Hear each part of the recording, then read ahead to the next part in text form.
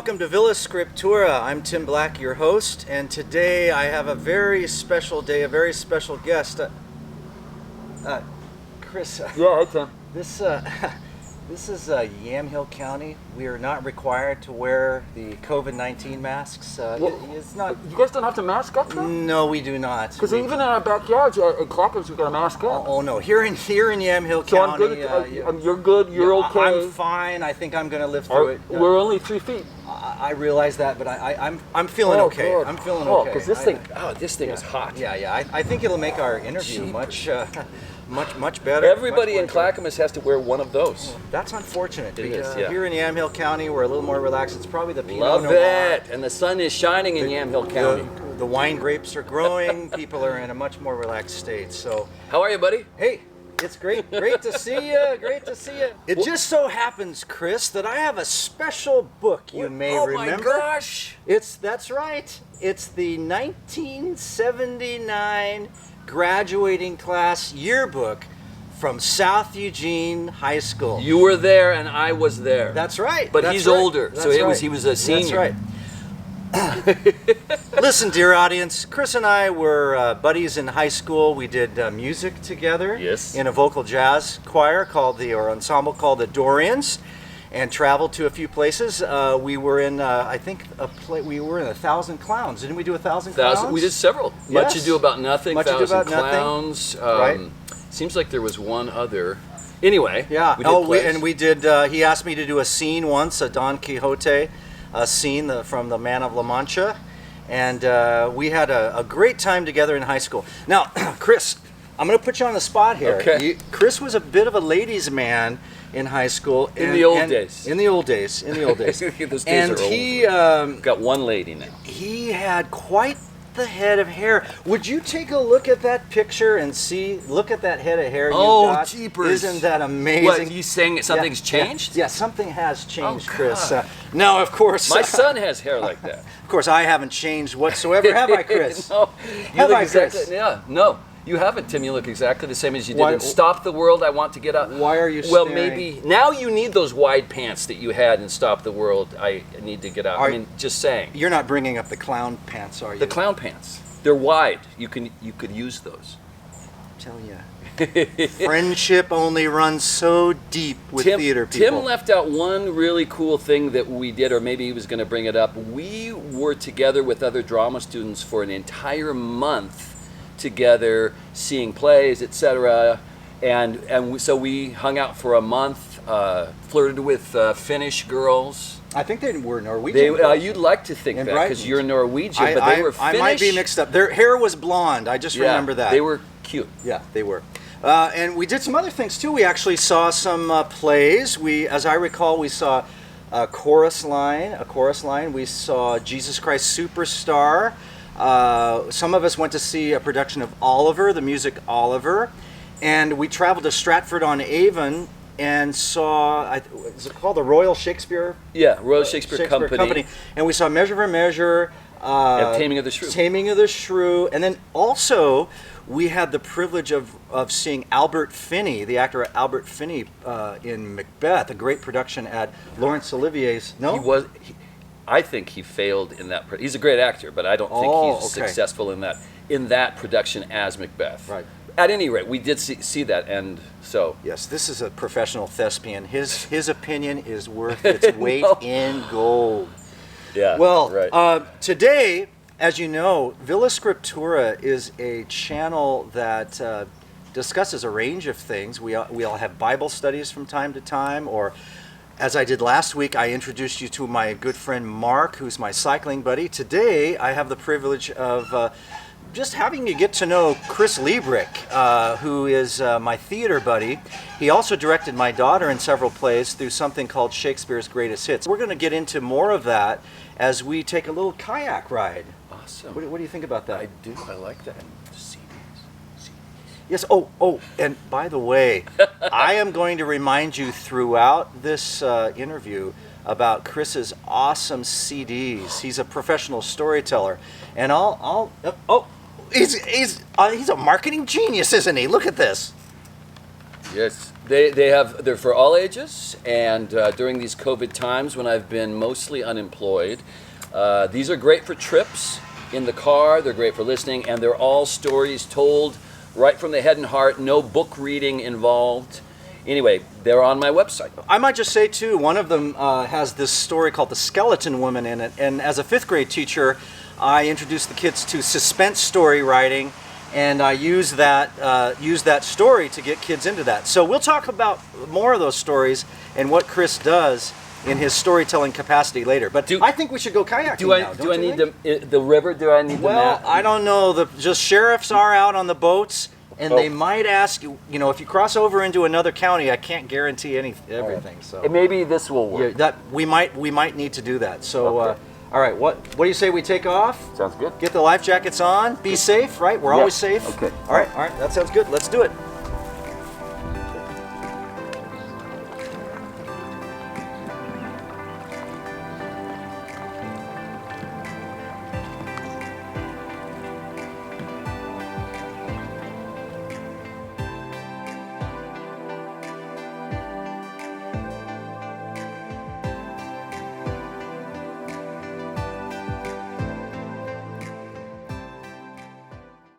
Hey, here we are out on the Willamette River.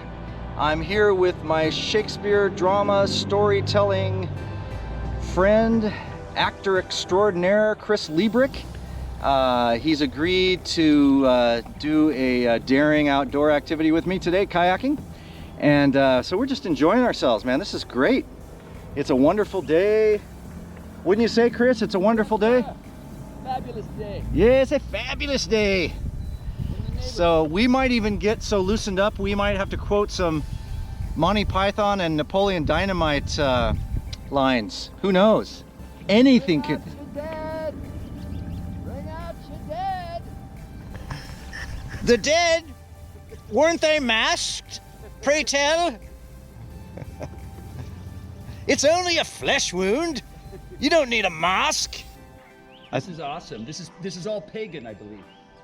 I think all of this stuff is I think it used to be you know how they used to tie up logs when they would move them down the river? yeah. I think it's an old place where they would do that. They would tie on logs, I think. Yeah, that sounds right. It has something to do with industry. Beautiful. Lots of chirping birds.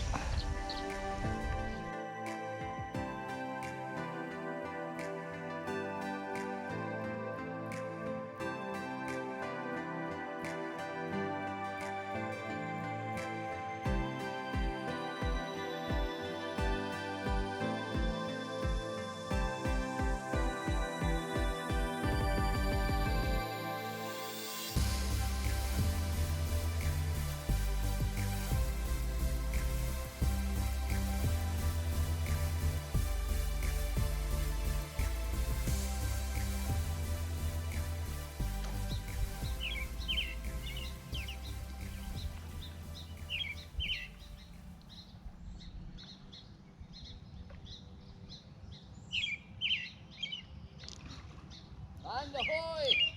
Land ahoy, matey! Welcome to the island. What's the name of it? I don't know. There is a name of it. This island was for sale, and there might be a sign. So, Chris, what'd you think about that kayak adventure? It was an arm workout. Oh, Definitely. It was man. fun though. I enjoyed it.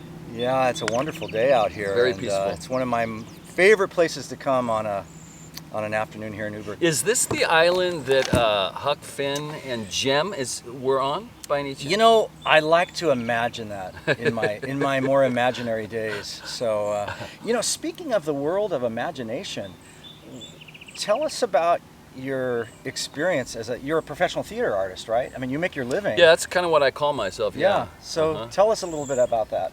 How I got started? Yeah, how you got started. So I went to Roosevelt Junior High, as you know, Roosevelt in Eugene. Tim's from Eugene also, and it was there that I came upon storytelling in the 8th grade, and I had no idea what storytelling was. But I signed up for it. Beginning storytelling led to advanced storytelling, and it was essentially performing solo theater stories in front of school children and at nursing homes. And it's maybe one of the world's oldest art forms. I like to think of it as the original form of theater, because that then led into the Greeks writing plays. But before that, there was Homer and there was Thespis, and those guys were storytellers. They were professional storytellers who were paid to do solo performances, and then that led into the Greeks saying, okay, what if we create 2 people on stage at the same time and then 3 people on the stage? And so storytelling got me started, and my teacher noticed that I seemed to have this ability to just kind of portray the characters, to jump into characters, and he suggested that I try acting in plays. So in 9th grade, started doing plays. I loved it. I fell in love with theater. And literally, by the time I was in 9th grade, I knew I wanted to be an actor, and I knew I wanted to make my living as a performer.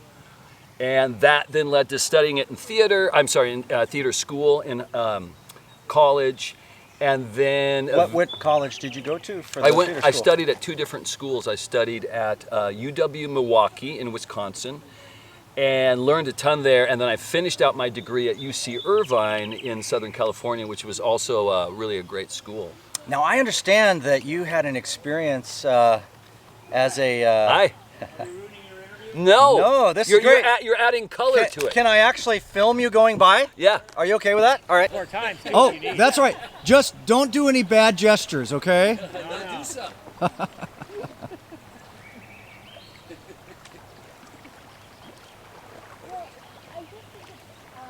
So yeah, we just had a little flotilla of kayakers go by. I bet we could make up a story about that, couldn't we? We probably could. But anyway, you were talking about Wisconsin. Yeah, That's Wisconsin was one yeah. of the places. And actually in Wisconsin, in 1986, that was where I did my first professional job in a play and got paid all of $300, which at the time was pretty big money. Ka-ching, ka-ching. I lived off that for 4 months, and also had my first professional storytelling job. So I was doing both things in 86 there and starting to make some money doing it, and continued that during my studies. After UC Irvine, I went back to Eugene and noticed that there seemed to be a lack of a professional level theater company. And using the laws of supply and demand, I thought, you know what? There's a lack of supply, and there probably would be a demand if it's done well. And that's when I convinced my best friend, Randy Lord, to come up, whom I'd met at UC Irvine, to come up to Eugene and start a professional level theater company, which we did, called Lord Leebrick Theater Company. After 20 years, they renamed it Oregon Contemporary Theater, because Lord and Leebrick are no longer there. And anyway, so that's how Lord Leebrick got started. And I understand at one point, didn't you channel your sibling rivalry with a play involving your brother, is that right? A couple times. We did it in True West, where we fought in Mom's kitchen and tried to kill each other with toasters. And also we did it in Macbeth. In 1996, he played Macduff, I played Macbeth. And I think we're going to see a clip from that. Is that correct? Yes, that's right. For people who don't know much about Shakespeare, Macbeth would be classified as a tragedy. And I always tell my 5th grade students, Chris, and please correct me if I'm wrong, that you always know that a play is a tragedy because of the number of dead people on the stage at the end of the play. Whereas in a comedy, you either see a marriage or reconciliation, or I don't know what else goes on in a comedy. Redemption seems to be the themes that you see in a comedy. Is that a pretty easy for a 5th grader to understand? Oh, that's one of the things I probably told your daughter Courtney that, in fact, because that's one of the things I point out, is that in tragedies you got dead bodies on the stage, comedies often marriages, but you're right, it can be other things in addition to. But there's a happily ever after aspect to comedies. There's not, at least with the headlining characters in Macbeth. Now, why, for people, again, who don't know the play, why does the play crescendo toward this confrontation that you have with is it Macduff? Macduff. Macduff, yeah. Yes. Macbeth has killed Macduff's family. Macduff's on the side of the good side of the Scottish fighters. Macbeth is a rogue king who usurped the throne and killed the former king. And Macduff is trying to not only avenge his family, who Macbeth has slaughtered, but also to place Malcolm rightfully on the throne. So Macduff is a kind of freedom fighter. He's righteous. And the style of this play, as you'll see, it's not traditional Shakespeare costumes. The way the director chose to set it was what he called kind of post-apocalyptic. So it's almost a Scotland that's modern to postmodern, and it almost looks like it's something from the Middle East, almost. That's great. So just one final question. At this point in the play, is your wife, Lady Macbeth, still alive? She has killed herself, and she's dead. Yeah, she's dead. And so this is one of those moments where Macbeth, he knows the odds are against him. Every prophecy against him that the witches have spoken has come true. And yet, like most tragic heroes, he fights on anyway, even when there's no hope at all. Mm-hmm. And I suppose, like many tragedies, there are some ghosts involved and things like that. Yeah, correct? in some of those plays. Okay. All right. Well, let's see the clip. I'm really looking forward to this. Okay. I love this kind of thing.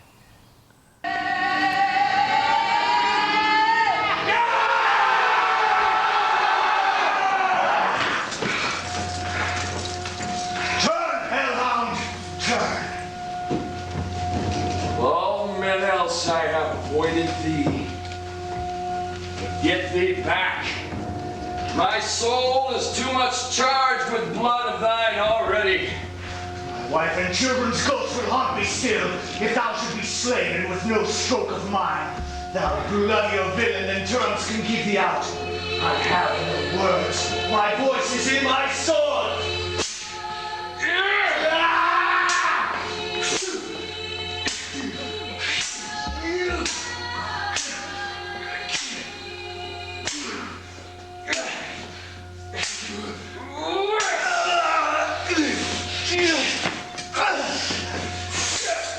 Thou losest labor, as easy mayst thou the entrenching air with thy keen sword impress, as make me bleed.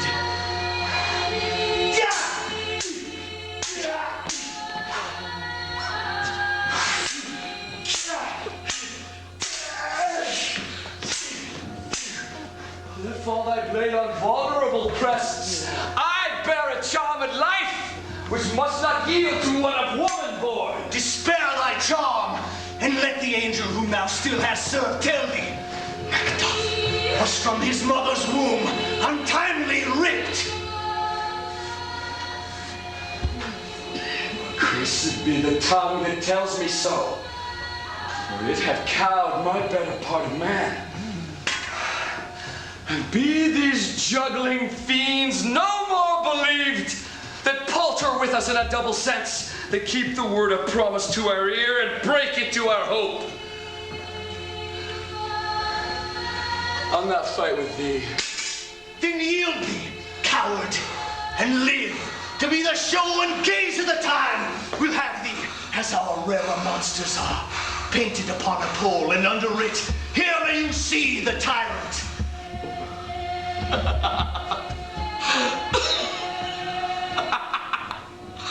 I will not yield to kiss the ground before young Malcolm's feet, and to be baited with the rabble's curse. Though Burnham would be come to Dunsinane, and thou opposed, being of no woman born, yet I will try the last. Lay on, Macduff, and damned be him that first cries, hold, enough.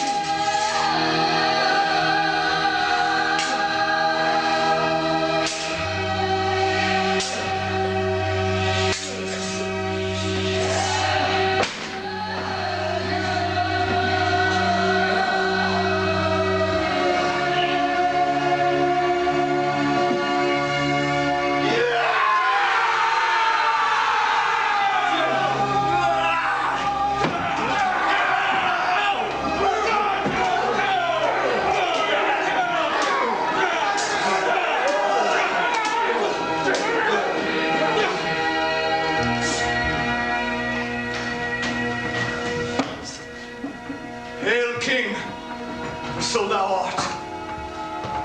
Behold, where lies the usurper's cursed corpse. The time is free. I see thee compassed with thy kingdom's pearl, that speak my salutations in their mind, whose voices I desire aloud with mine. Hail, King of Scotland! Hail, King of Scotland!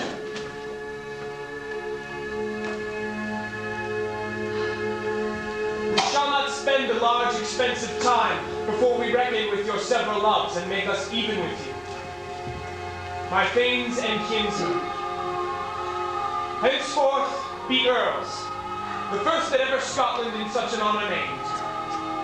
What's more to do, which would be planted newly with the time, as calling home our exiled friends abroad that fled the snares of watchful tyranny, producing forth the cruel ministers of this dead butcher and his fiend-like queen, who as 'tis thought, of self and violent hands took off her life. This, and what needful else that calls upon us, by the grace of grace, we shall perform, in measure, time, and place. So thanks to all at once, and to each one, whom we invite to see us crowned at Scone.